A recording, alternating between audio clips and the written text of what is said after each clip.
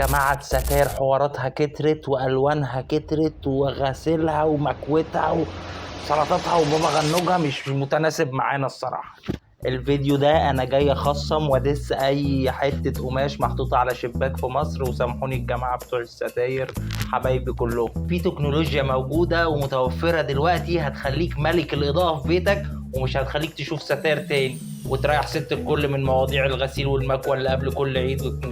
خففوا المسائل شويه، ما تبقاش بنتكلم على الزجاج الكهروكرومي او زي ما احنا بنحب نسميه السمارت جلاس. بضغطة زر ريموت كنترول او على شاشة الموبايل الازاز بتاعك يتحول من فاتح لغامق لمعتم تماما للي انت عايزه. باشا خصوصية في ثانية الا ثانية وقتي. طب ده ايه فكرته؟ ده ازاز فيه طبقة بتشتغل بالكهرباء، لما بتدوس عليه وتشغلها بتديها اشارة بتخليها تشتغل وبتمتص الضوء. والميزة مش بس في الخصوصية، الميزة ان هو كمان بيساهم في ان درجة الحرارة اللي داخلة البيت بتقل بنسبة 60%. يعني مش خصوصية وبس، توفير في فاتورة التكييف. المحصل اللي هيجيلك فرحان فيك بقى بيديك الفاتورة بكذا وبكذا كل شهر، وقول له طريق السلام عنه. يعني ملخص الكلام يا جماعة، ده مش ازاز، ده ساحر.